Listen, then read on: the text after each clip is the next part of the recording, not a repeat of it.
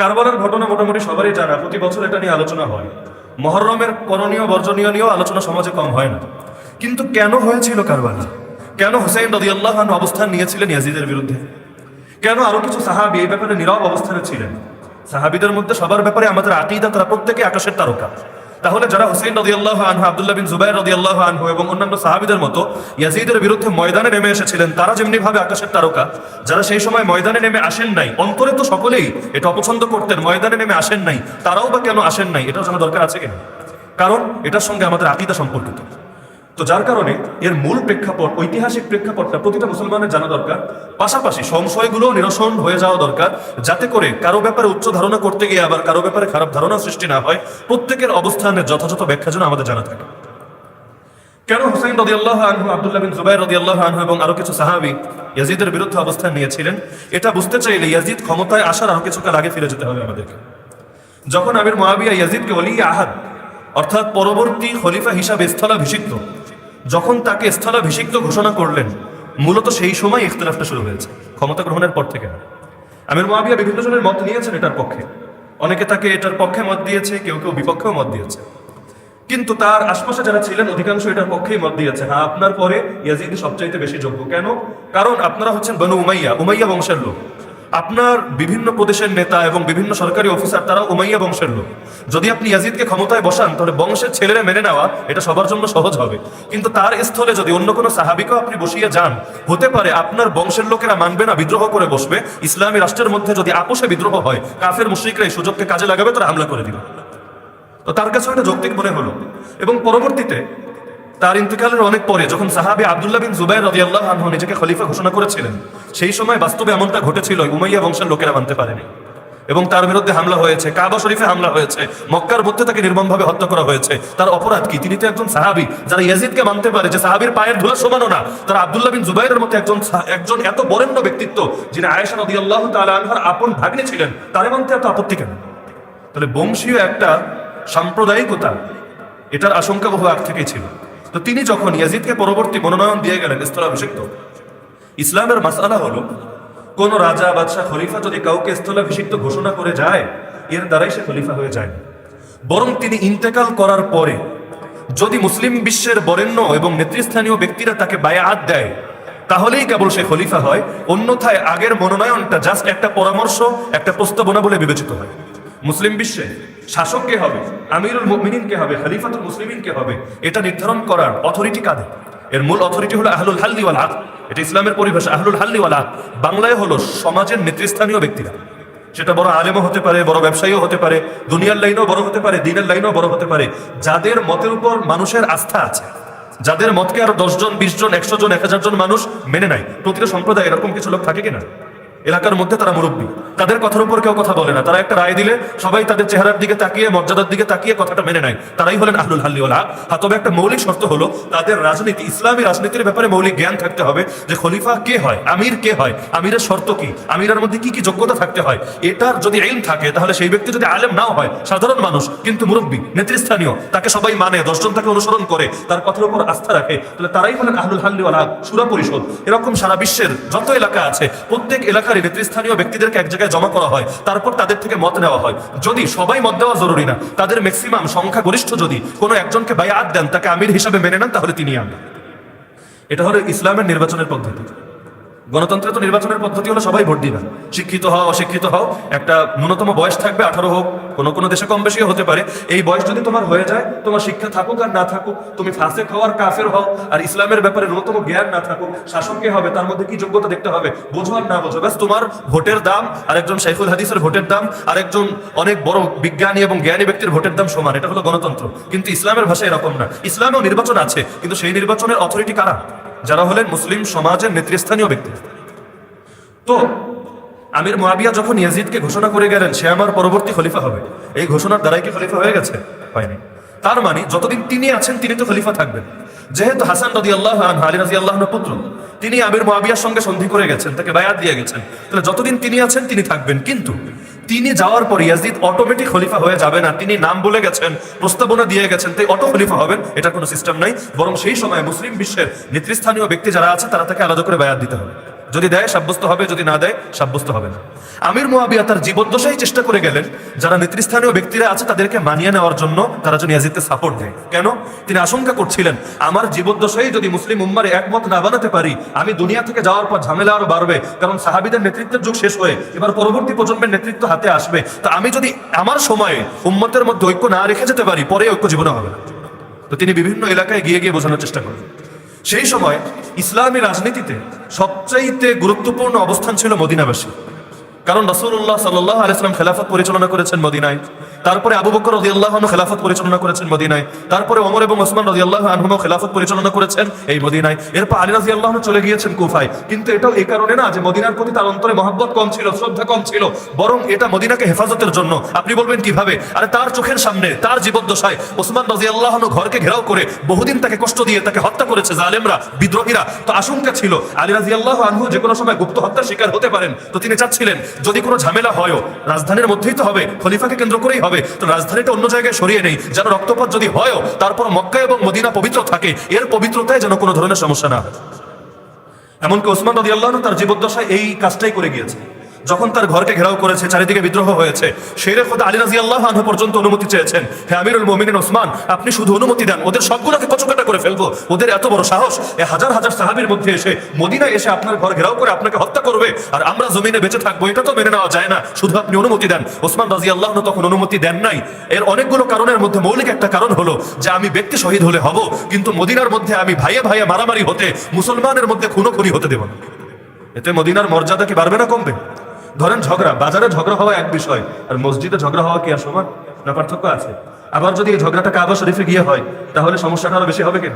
তিন শ্রেণীর লোক আল্লাহর নিকট সবচাইতে বেশি ঘৃণিত, হাদিসে আছে আবগাদুন নাস ইলাল্লাহি সালাসা, আল্লাহর নিকট সবচাইতে বেশি ঘৃণিত তিন শ্রেণীর লোক। এক নম্বরে মুলহিদুন ফিল হারাম ওয়া মুবতাগিন ফিল ইসলামি সুন্নাতাল জাহিলিয়া ওয়া মুত্তালিবু দামি ইমরিইন বিগাইরি হাক্কিন লিইহরিকা দামাহু। এক নম্বরে যারা হারাম শরীফে বসে গুনাহ করে ওরা আল্লাহর নিকট সবচাইতে বেশি ঘৃণিত। তার মানে আপনার ঘরে বসে গুনাহ করা আর বাইতুল্লাহ শরীফে বসে গুনাহ করা এক না, জায়গার একটা সম্মান আছে, একটা মর্যাদা আছে। তো যাই হোক, তো সেই সময় যেহেতু মদিনার মধ্যে অধিকাংশ সাহাবী ছিলেন এবং ইতিপূর্বে খলিফাদের যুগেও মদিনায় ছিল রাজধানী, যেটাকে ইসলামের ভাষায়, ফিকের ভাষায় দারুল খিলাফা বলা হয়, এ কারণে মদিনার অবস্থান ছিল তখন সবার ঊর্ধ্বে। তো মদিনাবাসী কাউরে মেনে নেওয়া মানে অনেকটা মেজরিটি সাপোর্ট চলে আসার মতো, কারণ মদিনাবাসী মানলে সারা দুনিয়ার মুসলমান মানবে, তাদের কথার উপর বড় কথা কেউ বলবে। এই যুগে এমন হয় কিনা? আমাদের অন্তরে মক্কা এবং মদিনার প্রতি আলাদা একটা মহব্বত আছে কিনা? যদি কারো ব্যাপারে শোনা যায় তিনি কাবা শরীফের ইমাম, অন্তরে কিন্তু আলাদা একটা মহব্বত চলে আসে। বাইতুল মুকাররমের ইমাম শুনলেও কিন্তু ওই মহব্বতটা আসবে না, জায়গার সঙ্গে একটা মহব্বত আল্লাহ জুড়ে দিয়েছে। তিনি তার জীবদ্দশায় চেষ্টা করেছেন। চেষ্টা কিভাবে করলেন? সর্বপ্রথম তিনি পাঠালেন ইরাকের গভর্নর জিয়াদকে, ওবায়দুল্লাহ বিন জিয়াদ তাকে পাঠালেন, তুমি গিয়ে তাদেরকে বোঝানোর চেষ্টা করো। জিয়াদ আসলো বোঝানোর জন্য। সেই সময় যে সকল সাহাবীরা ছিলেন, যেহেতু এটা প্রায় 56-57 হিজরির কথা, আল্লাহ রাসূল দুনিয়া থেকে চলে গিয়েছেন 11 হিজরিতে, তার মানে রাসূলের জামানায় ছোট সাহাবী যারা ছিলেন তারাই তখন প্রবীণ এবং বয়স্ক সাহাবী। তো রাসূলের জামানায় কারা ছোট ছিলেন? এই হুসাইন রাদিয়াল্লাহু আনহু, আবু বকরের ছেলে আব্দুর রহমান, জুবাইরের ছেলে আব্দুল্লাহ, ওমরের ছেলে আব্দুল্লাহ রাদিয়াল্লাহু আনহুম আজমাইন। সেই সময় তারাই ছিলেন মুসলিম বিশ্বের প্রবীণ সাহাবী। আর বিশেষভাবে আশারায়ে মুবাশশারা, এই শব্দটা হয়তো অনেকে শুনেছেন, জান্নাতের সুসংবাদ প্রাপ্ত 10 জন সাহাবী, অর্থাৎ আল্লাহ রাসূল সাল্লাল্লাহু আলাইহি ওয়াসাল্লাম এক বৈঠকে 10 জন সাহাবীকে দুনিয়ায় বসে জান্নাতের সুসংবাদ শুনিয়েছেন যে তোমরা জান্নাতি। এই 10 জনের মধ্যে 2 জন ততদিন পর্যন্ত জীবিত ছিল, একজনের নাম সাদ ইবনে আবি ওয়াক্কাস আর একজনের নাম সাঈদ ইবনে যায়েদ। এদের মতগুলোই তখন সবচেয়ে বেশি দামি মত, কারণ এই সাহাবীরা যদি মত দেয় তাবেই যারা আছে এমনিই দিবে, কারণ সবাই সাহাবীদের দিকেই তাকিয়ে থাকে। এই যুগেও দেখেন না, বড়রা যদি মত দেয় ছোটরা এমনিই তাদের পেছে পেছে মত দেয়। তো বোঝানোর চেষ্টা করলেন। সর্বপ্রথম আপত্তি করলো আব্দুর রহমান ইবনে আবি বকর, মানে আবু বকর রাদিয়াল্লাহু আনহু ছেলে আব্দুর রহমান। সে বলল, দেখো জিয়াদ, তোমাদের বনু উমাইয়ার সবাইকে উদ্দেশ্য করে বলছি, তোমরা আমাদের পূর্বের আদর্শকে আঁকড়ে ধরো, কারণ ইসলামে নতুন বলতে কিছু নেই, যেটা আল্লাহ রাসূল করে গিয়েছেন, খোলাফায়ে রাশিদিন করে গিয়েছেন। কারণ রাসূল স্পষ্ট হাদিসে বলেছেন, যেটা আমি খুতবায় পাঠ করেছি, আলাইকুম বিসুন্নতি ওয়া সুন্নাতিল খোলাফায়ে রাশিদিন আল মাহদিয়িন, তোমরা আমার আদর্শকে আঁকড়ে ধরো এবং আমার পরে হেদায়েত প্রাপ্ত সঠিক পথের উপর প্রতিষ্ঠিত খোলাফায়ে রাশিদিনের আদর্শকে আঁকড়ে ধরো। খোলাফায়ে রাশিদিন কারা? রাসূল সেটাও ক্লিয়ার করে গিয়েছেন, আল খিলাফাতু বা'দি 30 সানা, আমি দুনিয়া থেকে যাওয়ার পর 30 বছর পর্যন্ত খেলাফতে রাশেদা থাকবে। তার মানে এই 30 বছর পর্যন্ত যারা ক্ষমতার আসনে ছিলেন তারাই হলেন খোলাফায়ে রাশিদিন। কারা কারা ছিলেন? 5 জন মানুষ ছিলেন। একজনের নাম আবু বকর, একজনের নাম ওমর, একজনের নাম ওসমান, একজনের নাম আলী, আর 6 মাস ছিলেন হাসান রাদিয়াল্লাহু আনহু। এই 5 জনকে বলা হয় খোলাফায়ে রাশিদিন। রাসূল বলে যাচ্ছেন, আমার আদর্শকে আঁকড়ে ধরবা, আমার পরে এদের আদর্শকেও আঁকড়ে ধরবা, কারণ তারা তোমাদেরকে নতুন কিছু দিবে না, আমার জিনিসটাই তোমাদের কাছে পৌঁছে দেবে। কারণ তারা রসুলের সবচাইতে আপন, রসুলের সবচাইতে ঘনিষ্ঠ। সুতরাং এটা পুরোটা মিলেই একটা প্যাকেজ। আমাকে আল্লাহরে চিনতে চাইলে যেমন নবীরে চিনতে হয়, নবীর পথে চলতে হয়, একইভাবে নবীর পথে চলতে চাইলেও সেই খুলাফায়ে রাশেদিনের পথ হয়ে যেতে হয়। কিন্তু এরপরে কি আসবে? হাদিসের পরের অংশে রাসূল বলেছেন, তোমরা নতুন নতুন উদ্ভাবিত জিনিস থেকে বেঁচে থাকো, কারণ ইসলামের নামে নবোদ্ভাবিত জিনিসগুলাই বেদাত। যেটা আমি নবী করি নাই, যেটা খোলাফায়ে রাশেদিন করে নাই, এই জামানায় ছিলই না। কিন্তু ইসলামের নামে, ইবাদতের নামে, আনুগত্যের নামে, আমলের নামে এরকম নতুন কোনো জিনিস যদি মুসলিম কমিউনিটিতে চালু হয়ে যায়, সেটাই বেদাত। আর আমি যেটা করেছি সেটা সুন্নাহ, খোলাফায়ে রাশেদিন যেটা করেছে সুন্নাহ। এই সুন্নাহ আর বেদাতের সংঘর্ষ কিয়ামত পর্যন্ত চলবে। আব্দুর রহমান ইবনে আবু বকর রাদিয়াল্লাহু আনহু প্রথম প্রস্তাব দিলেন, আপনি তিন আদর্শের এক আদর্শরে ধরেন। ইসলামের নির্বাচন পদ্ধতি রাসূল এবং খোলাফায়ে রাশিদিনের জামানা দেখলে রাসূলের নবুয়তের 23 বছর, খেলাফতের 10 বছর, আর এরপরে খোলাফায়ে রাশিদিনের 30 বছর। এই পুরো টাইমটা যদি দেখেন, তিন ধরনের নির্বাচন ব্যবস্থা পাওয়া যায়। এক নম্বরে আল্লাহ রসুলের ব্যবস্থা। আল্লাহ রসুল তারপরে কাউকে আমির ঘোষণা করে যান নাই। তিনি দুনিয়া থেকে চলে গিয়েছেন, কিন্তু বলে যান না আমার পরে খলিফা অমুক হবে, আমিরুল মুমিনিন অমুক হবে। তো তিনি বললেন, এক নম্বর প্রস্তাব এটা যে তোমরাও রাসূলের মতো এই পদ্ধতি গ্রহণ করো। আমির মুআবিয়া দুনিয়া থেকে চলে যাবেন, কাউরে নির্বাচন করে যেতে হবে না, বরং তারপরে মুসলমান সব মরে যায় নাই, এখনো মুসলমানদের নেতৃস্থানীয় লোকেরা আছে, মুরব্বীরা আছে, তারা এক জায়গায় বসবেন, পরামর্শ হবে, হওয়ার পরে মেজরিটি যাকে বায়াত দিবেন বা সে আমির হবে। আপনার তো নাক গলানোর দরকার নেই। এক নম্বর।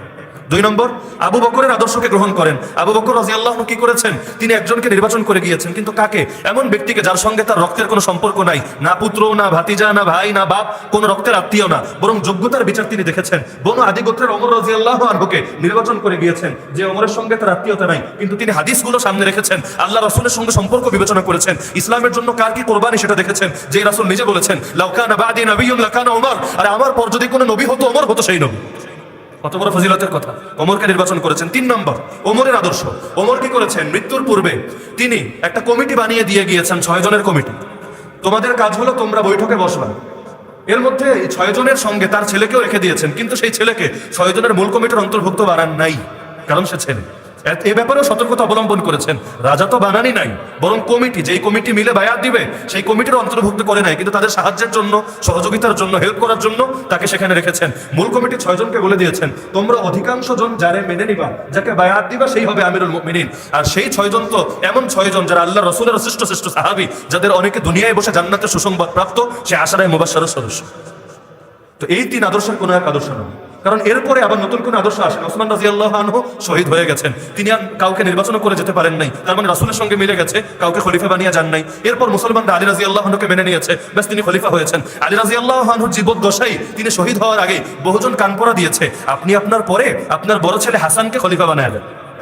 আলী রাদিয়াল্লাহু আনহু বলেছেন, না, এটা মুসলমানদের বিষয়, মুসলমানরাই ভালো বুঝবে। আমি এই জিম্মাদারি নিয়ে দুনিয়া থেকে যেতে চাই না যে আমার পরে কেউ কিছু করবে আর সেটার দায় আমার কাঁধে আসবে। যদি ভালো করে তো ভালো, না করলে গুনাহের দায় কে নেবে? তা আমি পারবো না আমার পরে কাউরে নিয়োগ করতে। তোমরা মুসলমানরা যারা বায়াত দিবা, অধিকাংশ জন যারা মেনে নিবা, ব্যাস সেই হবে আমিরুল মুমিনিন। চলে গিয়েছেন। তাহলে আদর্শ, যদিও খোলাফায়ে রাশিদিন 5 জন, আর রাসূল তো তাদের আগে আছেনই একজন, 6 জন, মানুষ 6 জন, কিন্তু নির্বাচন পদ্ধতি কয়টা হলো? বলে না কয়টা? তাহলে ইসলামের আদর্শিক সুন্নাহ সম্মত শাসক নির্বাচনের পদ্ধতি হলো এই তিনটা। যে কোনোটা আপনি নিতে পারেন। এটা শরীয়তের আলোকে অনুমোদিত, হাদিসের দ্বারা অনুমোদিত, এমনকি খোদ কোরআনের দ্বারা অনুমোদিত। তাহলে তাদের প্রস্তাব ছিল এটা, 3 আদর্শের কোনো এক আদর্শ নেন। কিন্তু হে বনু উমাইয়া, আপনি তাদের ইতিহাসে এটা মোটেও পাবেন না তারা নিজের বাচ্চা কাচ্চারে খলিফা বানিয়ে গেছে। সুতরাং এই কাজ করবেন না। চলে গেল জিয়াদ। এরপরে গভর্নর বানিয়ে পাঠালেন মারওয়ানকে মদিনায়। তুমি গিয়ে বুঝাও, তুমি তো অনেক ভালো বয়ান টয়ান করতে পারো, গিয়ে বুঝাই আসো এদেরকে যে ইয়াজিদরে মেনে নিলেই করলাম। তারা এসে বোঝানো শুরু করলো। সেই সময় সবার আগে আপত্তি করলেন আবু বকর রাদিয়াল্লাহু আনহু ছেলে আব্দুর রহমান।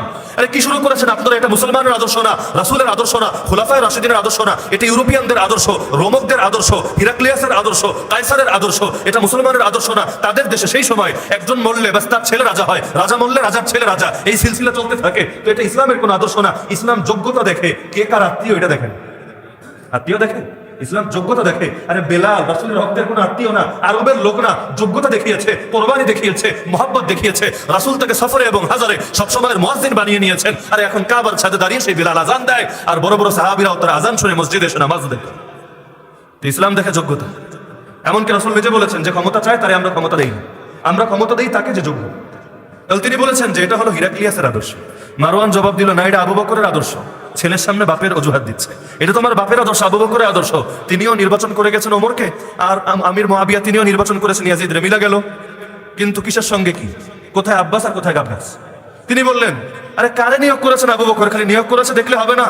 আবু বকর বনু আদি গোত্রের এমন একটা লোকের নিয়োগ করেছে যার সাথে তার কোনো আত্মীয়তা নাই, কোনো সম্পর্ক নাই। খোলাফায়ে রাশিদিনের জীবদ্দশায় আপনি এরকম নজির দেখাতে পারবেন না। কিন্তু সেই সময়ে মারওয়ানের কোনো জবাব ছিল না, কিন্তু মানতেও আবার রাজি ছিল। সে এবার ভাবলো, যাক, এই বাচ্চা কাচ্চা পোলাপান, এগুলো রাসূলের জামানায় পিচ্চি বাচ্চা ছিল, এদের কথা দেখার দরকার নেই। আশারায়ে মুবাশশারা, জান্নাতে সুসংবাদ পাওয়া 10 সাহাবীর 2 জন তো জীবিত আছে, এদেরকে মানায় নেই, তাহলেই কাজ হবে। খবর পাঠালো এদেরকে, কেউ আসে। এখন পুলিশ পাঠিয়ে দিল, শাম দেশের পুলিশ, নিজের দেশের পুলিশ। নিজের দেশের পুলিশ ভালো আফাদারি করে না? সাধারণত দেখবেন বর্তমান দুনিয়ায়ও কেউ ক্ষমতায় আসলে তার এলাকার লোকদেরকে পুলিশ এবং এই জাতীয় কাজে নিয়োগ দেওয়ার চেষ্টা করে, কারণ এলাকা প্রীতি বলতে একটা ব্যাপার থাকে, তারা যেরকম আনুগত্য করে বাইরের লোকেরা করেন। শাম দেশের এক পুলিশে পাঠালো সাঈদ ইবনে যায়েদ রাদিয়াল্লাহু আনহুর কাছে, জান্নাতে সুসংবাদ পাওয়া সাহাবী, তারে ডেকে আনো আমার সামনে, বায়াত দিতে হবে। সে গিয়ে বলল, হে সাহাবী সাঈদ ইবনে যায়েদ আপনাকে ডাকছেন, মদিনার গভর্নর মারওয়ান। তিনি বললেন, আচ্ছা বাবা তুমি যাও, আমি আসছি একটু পরে। উদ্দেশ্য যাওয়া না, উদ্দেশ্য হলো গেলে উনি এখান থেকে কেটে বলবে। কিন্তু বেয়াদব পুলিশ তারে বলে, এই বইরা আমার লগে যাবি, নয়তো তোর কল্লাই দেহ থেকে আলাদা করে দেবে। কাকে বলছে? 2 পয়সার পুলিশ এই কথা কাকে বলছে? সাধারণ কোনো সাহাবীও না, আশরায়ে মুবাশশারা, জান্নাতে সুসংবাদ পাওয়া 10 সাহাবীর একজন, যাদেরকে আল্লাহর নবী জান্নাতে সুসংবাদ শোনায়, আর সামান্য এক চাকরির জন্য তাদেরকে কল্লা ফেলার হুমকি দেয় 2 পয়সার সামদেশের এক পুলিশ। তো বলছিলাম যে কারবালা কেন ঘটেছে বুঝতে চাইলে গোড়ায় যেতে হবে। 1 নম্বর আপত্তির জায়গা ছিল নির্বাচন ব্যবস্থাকে আপনারা নস্যাৎ করতে পারবেন না, নির্বাচন ব্যবস্থাকে রাখতে হবে রাসূলের তরিকায়, খুলাফায়ে রাশিদিনের তরিকায়, সেটাই সুন্নাহ। আর ইউরোপিয়ানদের তরিকা, রোমকদের তরিকা, সেটা বেদাত। তো সাহাবীরা চাচ্ছিলেন না যে ইসলামের মধ্যে নতুন কোনো আদর্শ ঢুকুক, কারণ সাহাবীদের যুগেই যদি ইসলামের মধ্যে বাইরের আদর্শ ঢোকা শুরু করে, পরের দুনিয়ায় কি হবে এটার বলা লাগবে। এখন থেকে 1384 বছর আগের কথা, হুসাইন রাদিয়াল্লাহু আনহু আজকের এই দিনে কারবালায় শহীদ হয়েছে। 1384 বছর, 1-2 বছরের কথা না কিন্তু। তো সেই সময় ইসলামের মধ্যে যদি এরকম বহিরাগত আদর্শ ঢুকতে শুরু করে, তাহলে যত সময় যাবে ফিতনা বাড়বে না কমবে? আল্লাহর নবীর সঙ্গে যত আমাদের দূরত্ব বাড়বে, জামানা যত এদিকে যাবে, কিয়ামত যত ঘনিয়ে আসবে, ফিতনা এত বাড়বে। রাসূল বললেন, অবস্থা এমন হবে, মানুষ সকালে মুমিন, বিকালে কাফের, বিকালে মুমিন, সকালে কাফের, দুনিয়ার সামান্য সামান্য স্বার্থে ঈমানটাই বিক্রি করে দিবে। সুতরাং রাসূল বলেন, বাদিরু বিল আমালি ফিতানা কাকিতাইল লাইলিল মুসলিম, অন্ধকার রাতের মতো ফিতনা আসার আগে আমল যা করার করে নাও। এমন একটা সময় আসবে আমল করবা থেকে ঈমান বাঁচানোই দায় হয়ে যাবে। এখনই কি এক অবস্থা? বহু দেশ দেখেন না সারা দুনিয়ায় এমন আছে, খালি কালেমা পড়লে জান বাঁচানোই দায় হয়ে যায়, আমল করবে পরের কথা। খালি যদি পরিচয় পায় মুসলমান, বেশ তার সঙ্গে এমন জঘন্য আচরণ করা হবে। ওই যে ওই ঘুরে চীনা জিনজিয়াং প্রদেশে দেখেছেন, আরাকানে দেখেছেন, বিভিন্ন জায়গায় তুমি নামাজি না বেনামাজি, সালাফি না হানাফি, কওমি না আলিয়া, তাবলিগি না গায়রা তাবলিগি না পীরের মুরিদ, কিচ্ছু দেখবে না, খালি দেখবে মুসলমান কিনা, বংশ পরিচয় মুসলমান কিনা, এমনকি কালেমা পড়তে পারেন কিনা শুদ্ধভাবে এটাও যাচাই হবে না, বাস মুসলমান কিনা। এটাই অপরাধ, এমন অপরাধ যে অপরাধে আপনি দুনিয়ায় বেঁচে থাকার অধিকারী রাখেন। তাহলে হাতে ঈমান টিকিয়ে রাখা, এটা আগুন ধরে রাখার চাইতে কঠিন হয়েছে কিনা? রাসূল তো এমনিই বলে নাই, হে সাহাবীরা তোমাদের পরে এমন একটা যুগ আসবে যেই সময়ে অবস্থা এমন হবে যে ব্যক্তি নিজের দিনের উপর অটল থাকবে, সেজন্য হাতে আগুন ধরে রেখেছে, তখন যারা আমল করবে তারা তোমাদের 50 জনের আমলে সওয়াব পাবে। সাহাবী অবাক, হে রাসূল কাদের 50 জন? একটু ক্লিয়ার হতে চাচ্ছি, তাদের 50 জনের সওয়াব একজন পাবে নাকি আমাদের 50 জনের? রাসূল ক্লিয়ার ভাবে বলেন, তোমাদের 50 জন। তার মানে কতটা কঠিন হবে? যত কঠিন হয় ফজিলত তত বাড়ে। তাহলে 1 নম্বর আপত্তির জায়গা ছিল এটা ইজতিহাদ। তাদের দৃষ্টিতে আমির মুয়াবিয়ার ইজতিহাদটা ছিল ভুল ইজতিহাদ, যে আপনি যদিও রাজনৈতিক ঐক্যের দিকে দৃষ্টিপাত করছেন, কিন্তু আপনি রাজনৈতিক ঐক্য রক্ষা করতে গিয়ে আপনি আপনার পূর্ববর্তীদের আদর্শ থেকে সরে আসছেন। খিলাফতের রাশেদের সাথেও মিলছে না, রাসূলের জামানার সাথেও মিলছে না। রাসূল যে বলেছেন যে আমার পরে 30 বছর পর্যন্ত থাকবে খিলাফতের রাশেদা, কেন এরপর আমির মুয়াবিয়ার যুগকে কেন খিলাফতের রাশেদা বলা হয় না, খিলাফা আলা মিনহাজিন নবুয়া বলা হয় না? এর মৌলিক কয়েকটা কারণ আছে। এর মধ্যে একটা কারণ হলো খুলাফায়ে রাশিদিন যারা, তারা আলা মিনহাজিন নবুয়া, মানে নবী যেভাবে করে গেছেন ঠিক সেভাবেই তারা করেন। তারা ইজতিহাদের নামেও এমন কিছু করেন না যেটার থেকে রাসূলের জামানা থেকে যদিও বাহ্যত উত্তম মনে হয়, কল্যাণ মনে হয়, কিন্তু রাসূলের আদর্শ থেকে এক চুল সরে আসতে হয়, এমন কোনো কিছু তারা করেন মিনহাজুন নবুয়া। আর অন্যান্য খিলাফা, সেটাও খিলাফা। রাসূল নিজে বলেছেন এই 30 বছর পর আসবে বাদশাহী এবং রহমত, তার মানে রহমতপূর্ণ ইনসাফপূর্ণ বাদশাহী। কিন্তু খিলাফায়ে রাশেদা কেন হবে না? তার মানে সেই সময় কিছু ইজতিহাদ করা হবে, যে ইজতিহাদের কারণে বিভিন্ন যুদ্ধ হবে, বিভিন্ন রক্তপাত হবে, বিভিন্ন ফিতনা ফাসাদও ঢুকবে। বাহ্যত ইজতিহাদের কারণে আল্লাহ হয়তো তাকে ক্ষমা করে দিবেন, বা হাদিসে আছে ইজতিহাদে ভুল করলে 1 নেকি, সঠিক হলে 2 নেকি, কিন্তু ক্ষতি যা হওয়া সেটা তো হয়েই যাবে। তো এটা হলো খিলাফতে রাশেদা আর অন্য খিলাফতের মধ্যে পার্থক্য। এরপরে আমির মুয়াবিয়া মৃত্যুর আগে ওসিয়াত করে গিয়েছিলেন ইয়াজিদকে। 1 নম্বর পয়েন্ট শেষ, দ্বিতীয় পয়েন্টে আসছি আমরা, কেন হলো কারবালা। তাকে ওসিয়াত করে গিয়েছিলেন যে দেখো তুমি সম্মানিত এবং সম্ভ্রান্ত ব্যক্তি যারা, তাদেরকে সম্মান দিয়ে চলবা, তাদের সঙ্গে বাড়াবাড়ি করবা না, মানহানি করবা না, তাদের বিরুদ্ধে অ্যাকশনে যাবা না। কেন? তার সময়েই কিন্তু এই সাহাবীরা বিরোধিতা করেছেন, প্রকাশ্যে করেছেন। আব্দুর রহমান ইবনে আবু বকর, ওমর রাদিয়াল্লাহু আনহু ছেলে আব্দুল্লাহ, জুবাইর রাদিয়াল্লাহু আনহু ছেলে আব্দুল্লাহ, হুসাইন রাদিয়াল্লাহু আনহু ছেলে আলী রাদিয়াল্লাহু আনহু পুত্র, তিনি সহ সেই জান্নাতের সুসংবাদপ্রাপ্ত দুই সাহাবী সহ মদিনার বিপুল সংখ্যক সাহাবী বিরোধিতা করেছেন, কিন্তু তিনি কিন্তু কোনো অ্যাকশনে যান নাই। যতদিন জীবিত ছিলেন তাদের কোনো ক্ষতি হতে দেননি। তো মৃত্যুর আগে ওসিয়াত করে গেছেন, বাবা তুমি তাদের বিরুদ্ধে অ্যাকশনে যাবা না, কারণ এটা মোটেও জরুরি না যে সবাই এসে আপনারা বায়াত দিতে হবে। ধরেন বর্তমান পৃথিবীতে মুসলমান আছে 150 কোটি, এই সময় যদি মুসলমানদের খলিফার আমিরুল মুমিনিন কেউ হয়, আর আপনি যদি মাসালা বলেন সবাই তার হাতে হাত রেখে বায়াত করতে হবে, এই 150 কোটি মানুষ যদি কারো হাতে হাত রাখে, ওর হাতই থাকবে না, হাতের চামড়া চামড়া সব উঠে যাবে, এটা সম্ভব না। তো সবাই বায়াত দিতে হবে এরকম কোনো শর্ত না। শর্ত হলো কেউ বিদ্রোহ না করা, নীরব থাকবে, বা সেটাই অটোমেটিক বায়াত বলে সাব্যস্ত হবে। কেউ বিদ্রোহ করলে ভিন্ন কথা, না হলে সবাই হাতে হাত রেখে অথবা সামনে গিয়ে স্বীকারোক্তি দিয়ে বায়াত করতে হবে। ফিকের কোনো কিতাব এরকম কোনো শর্ত নাই। তাহলে আমির মুয়াবিয়ার জামানায় তিনি অ্যাকশনে যান নাই, ইয়াজিদ এসেও যদি চুপচাপ থাকতো, বহুজন তো বায়াত দিয়েছে, ঠিক আছে, যে দিয়েছে দিয়েছে, যে দেয়নি আর উত্তক্ত করার দরকার নেই, হয়ে যেত। কিন্তু সবাই আমার দলে আসতে হবে জরুরি, কিন্তু খোঁচাখুচি না করলে তাহলে কিন্তু না কারবালাও হতো, না এত ঝামেলা হতো, না গোটা মুসলিম বিশ্ব এই ফিতনার ভূমিতে হতো, কিছু হতো না। আমির মুয়াবিয়ার যুগেও তারা জাস্ট বিরোধিতা করেছেন, অস্ত্র ধরেন নাই যে মুয়াবিয়া তোমারে আমরা কোপাবো, তোমার পরে তোমার ছেলে এসেছে তার বিরুদ্ধে বিদ্রোহ করব, কিছু করেন নাই। যতদিন পর্যন্ত এরা শাসকরা গায়ে পড়ে সেই সাহাবীদের সঙ্গে না লেগেছেন তারা কিছু করেন নাই। আরে হুসাইন রাদিয়াল্লাহু আনহু যে কয়দিন মদিনায় ছিলেন, কে প্রমাণ দেখাতে পারবে তিনি বিদ্রোহ বা বিপ্লব বা গণ আন্দোলন বা সশস্ত্র কোনো অ্যাক্টিভিটিসের পথে হেঁটেছেন? এই প্রমাণ কেউ দেখাতে পারবে। কিন্তু বাধ্য করা হয়েছে তাকে কিভাবে? ক্ষমতায় এসেই সবার আগে খবর পাঠিয়েছে মদিনায় রাতের বেলা, যে মুহূর্তে খবর যাবে ঘর থেকে তুলে এনে জোর করে বায়াত নিবে এদের থেকে। কিন্তু এই সাহাবীরা তো এই ব্যাপারে আপোষ করবেন না যে খিলাফতের রাশেদা থেকে সরে আসবা আর অযোগ্য ব্যক্তি খলিফা হবে আর আমরা তারা মেনে নিব। তাহলে জালেমরে মেনে নেওয়া মানে কি? যে সে যত আকাম কুকাম করবে এটার একটা দায় আমার কাছে আসবে না? আমি কাউরে ভোট দিয়ে নির্বাচন করলাম, আমি জানি যে এই লোকের মধ্যে একটু ঝামেলা টামেলা আছে, এমন না যে আমি তাকে দেখে ধোকা খেয়েছি, আমি জানি যে ভালো করতে পারে খারাপও করতে পারে, ভোট দিয়ে নির্বাচন করলাম, আমার দেওয়া ক্ষমতার কারণে আজকে ক্ষমতায় বসে আকাম কুকাম করলো, ভেবেছেন আপনার কোনো গুনাহ হবে না? অবশ্যই হবে, কারণ গুনাহের কাজে সহযোগিতা করাও গুনাহ, যেমন নেক আমলে সহযোগিতা করাও নাকি। মসজিদ বানানো নেকের কাজ না? আরে বলেন নেকের কাজ না? মাদ্রাসায় টাকা দেওয়া সওয়াবের কাজ না? তো নেক কাজে সহযোগিতা করা যেমনি ভাবে স্বতন্ত্র নেক আমল, গুনাহের কাজে সহযোগিতা করা স্বতন্ত্র গুনাহ। তো সাহাবীরা চুপ থাকতে চেয়েছিলেন, তারা মদিনায় অবস্থান নিয়েছেন, সশস্ত্র বিদ্রোহে যান নাই, কিন্তু রাতের বেলা ঘর থেকে তুলে নিয়ে যাওয়া হয়েছে, ভাই আর দিবি নাকি বল, না হলে অ্যাকশনে যাবো তোদের বিরুদ্ধে, আইনানুগ ব্যবস্থা নিয়ে। তারা সেখান থেকে কোনো রকম কৌশল করে বের হয়ে এসেছেন। আব্দুল্লাহ বিন জুবাইর বলেছেন, দেখেন আমার মতো মানুষ এই রাতের অন্ধকারে দরজা জানালা লাগিয়ে বায়াত দিব, এটা আসলে মানানসই না।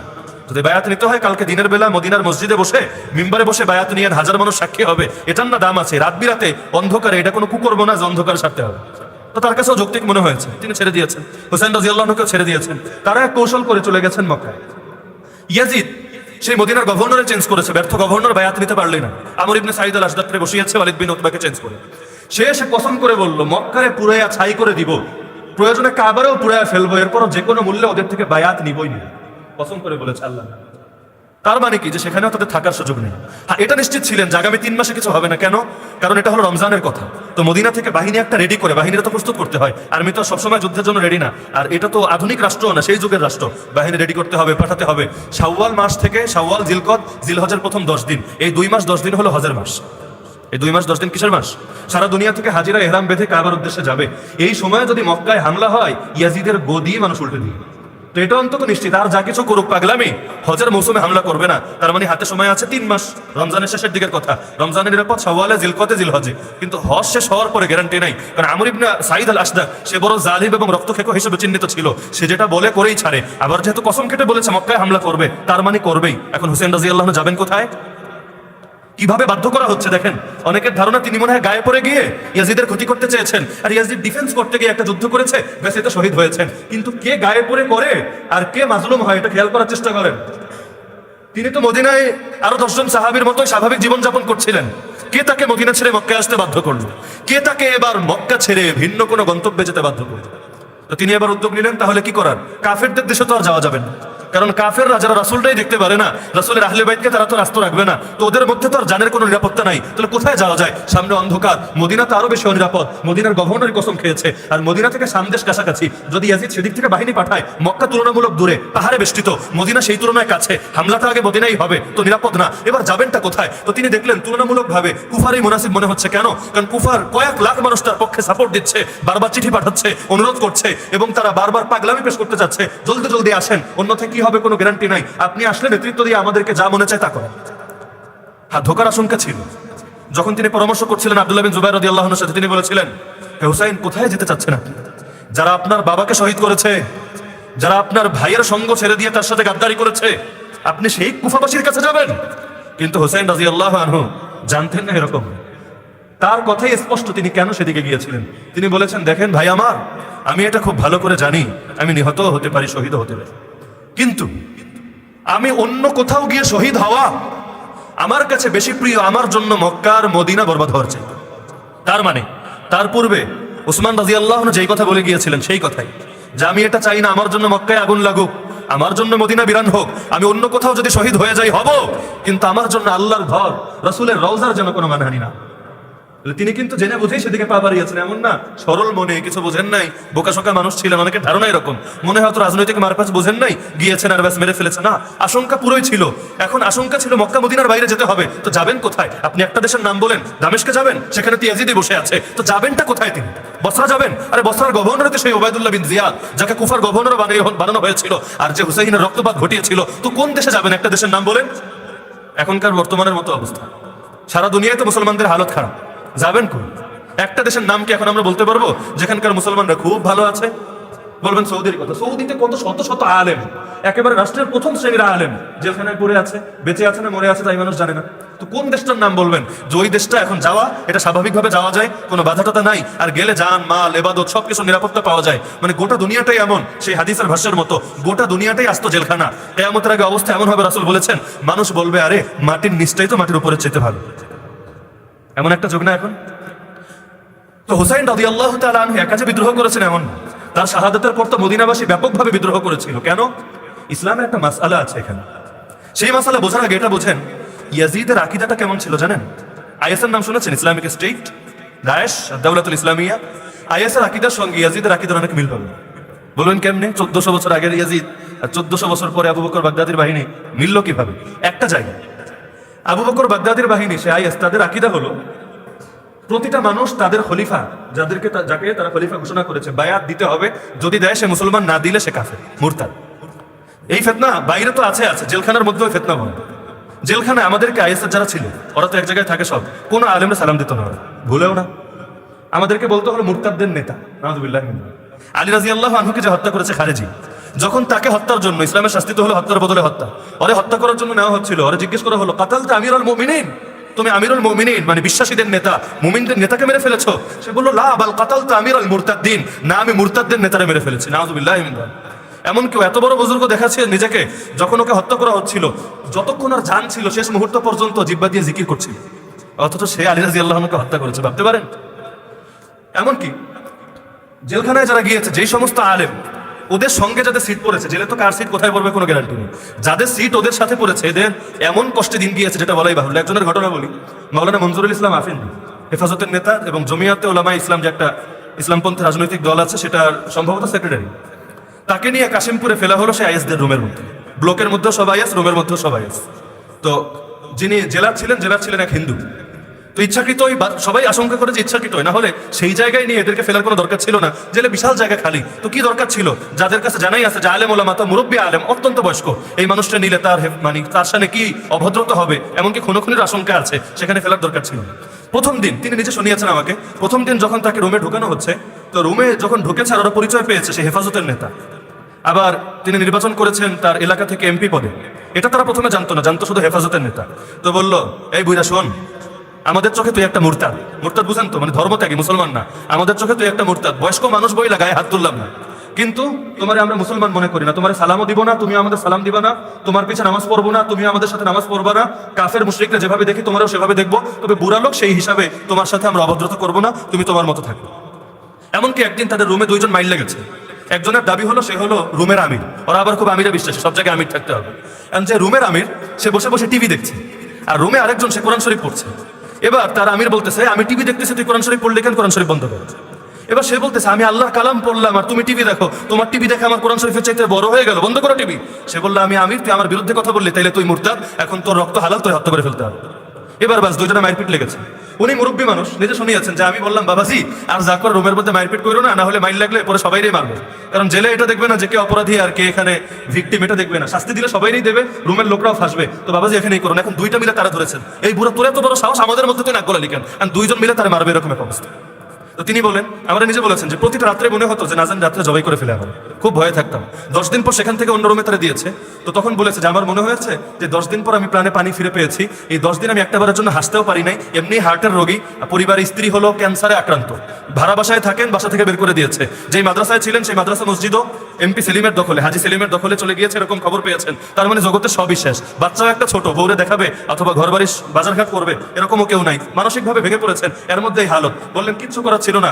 সারাদিন খালি যখন কোরআন শরীফ পড়তাম মনে হতো যে বেঁচে আছি, না হলে মনে হতো যে আমি আর বাঁচবো না। তো তিনি বলেন 10 দিনে 10 খতম দিলাম। তো যাই হোক, তো ওদের আকীদাটার সাথে এটার একটা মিল পাওয়া যায় কিভাবে? ওদের প্রথম কথাই হলো আমাদের বায়াত দিবা, যদি দেয় তাহলে আপনার কি লাগবে সব দিতে রাজি, আর যদি বায়াত না দেন তাহলে আপনি মুরতাদ। তার মানে গোটা দুনিয়া সবাইরা মুসলমান হতে চাইলে বায়াত দিতে হবে, না হলে তারা জাহেলি, ওই অবস্থায় মরলে জাহেলি মৃত্যুবরণ করবে। এটা হলো ওদের আকীদা। ইয়াজিদের সঙ্গে মিলে কিনা? ইয়াজিদ খলিফা হওয়ার জন্য মেজরিটি যদি তারা মেনে নেয় তাহলে কিন্তু যথেষ্ট। প্রতিটা লোক মানতে হবে কিন্তু জরুরি না। তার বাবাও কিন্তু তাকে ওসিয়াতি করে গিয়েছিল, তুমি সম্ভ্রান্ত ব্যক্তিদেরকে উত্তক্ত করো না, কিন্তু সে কি দরকার ছিল এদেরকে খোঁচানো? তার মানে অনেকটা ধরনের আকীদা, সবাই আমার বায়াত দিতে হবে, যদি দেয় তার রক্ত নিরাপদ থাকবে, যদি না দেয় দুনিয়া তো আর বেঁচে থাকার অধিকার। মিল পাওয়া যায় কিনা এক্ষেত্রে? আরে বল না, মিল পাওয়া যায় কিনা? একটা বিষয় হলো, শাসক যিনি হবেন, কাফের তো মুসলমানের শাসক হতে পারে না, এটা ইসলামের সর্বসম্মত আকীদা। কারণ মুসলমানের উপর কাফেরের নেতৃত্ব চলে না। যদি এটা মেনে নেওয়া হয় তাহলে ইসলামটা খাটো হয়ে যায়। কিন্তু ফাসেক, ফাসেক বুঝেন পাপী, কবিরা গুনাহ করে, ফাসেক কি মুসলমানদের শাসক হতে পারে কিনা, জালেম কি মুসলমানদের শাসক হতে পারে কিনা, এটা নিয়ে ইখতিলাফ আছে। ইখতিলাফ তো বুঝেন, মত ভিন্নতা, দুই ধরনের মত পাওয়া যায়। আহলে সুন্নাত ওয়াল জামাতের মেজরিটির মত হলো শাসক যতদিন কাফের না হবে, যদি পাপও করে, মদ খায়, নারী নিয়ে ফুর্তি করে, ব্যক্তি জীবনে পাপী, কিন্তু আল্লাহর জমিনে কোরআন দিয়ে শাসন করে, ইসলামী আইনে বাস্তবায়ন করে, ইসলামের বিরুদ্ধে যায় নাই, মুরতাদ হয় নাই, তাহলে তার আনুগত্য জরুরি, তার বিরুদ্ধে বিদ্রোহ করা যাবে না। কিন্তু মদিনাবাসীর মত ছিল, কথা কোথায় যাচ্ছে খেয়াল করেন, মদিনাবাসীর মত ছিল যে ফাসেক, জালেম এবং অযোগ্য ব্যক্তি যোগ্য থাকা অবস্থায় তারা খলিফা হতে পারে না, তাদের খেলাফত বাস্তবায়িত হয় না। যার কারণে দুই ধরনের হাদিস তাদের সামনে ছিল। মদিনাবাসীর সামনে হাদিস ছিল, আল্লাহ রাসূল বলেছেন, মান রাআ মিনকুম মুনকারান ফালিয়ুগাইয়িরহু বিয়াদি, তোমাদের কেউ যদি অন্যায় দেখে চুপ করে বসে থাকার সুযোগ নাই, হাত দিয়ে প্রতিরোধ করতে হবে। ফাইল্লাম ইয়াস্তাতিয়া ফাবিলিসানি, হাত দিয়ে প্রতিরোধ না করতে পারলে মুখ দিয়ে প্রতিবাদ করতে হবে। ফাইল্লাম ইয়াস্তাতিয়া ফাবিকলবিহি ওয়া যালিকা আদাফুল ঈমান, যদি মুখ দিয়ে প্রতিবাদ না করতে পারে, সর্বনিম্ন হলো অন্তর দিয়ে পরিকল্পনা সাজাতে হবে। এটা হলো ঈমানের সবচেয়ে দুর্বল স্তর, এর নিচে ঈমানের আর কিছু নেই। অনুবাদ কি করেছি? অন্তর দ্বারা পরিকল্পনা, ঘৃণা বলিনি। সবাই তো গণহারে অনুবাদ চালাইয়া দেয়, অন্তর দ্বারা ঘৃণা। আরে ঘৃণা করতে হবে সেটা ভিন্ন জিনিস। এই বাক্যটা মিলেছে ফালিউগাইয়িরহুর সাথে। ফালিউগাইয়িরহু মানে পরিবর্তন করা। তুমি হাত দ্বারা পরিবর্তন করবা, না পারলে মুখ দ্বারা পরিবর্তন করবা, না পারলে অন্তর দ্বারা পরিবর্তন করবা। হাত দ্বারা পরিবর্তন করে কিভাবে? প্রতিরোধের দ্বারা। মুখ দ্বারা পরিবর্তন করে কিভাবে? প্রতিবাদের দ্বারা। অন্তর দ্বারা পরিবর্তন করে কিভাবে? পরিকল্পনার দ্বারা। ঘৃণার দ্বারা পরিবর্তন আসে না। আর ঘৃণার দ্বারা পরিবর্তন আসে।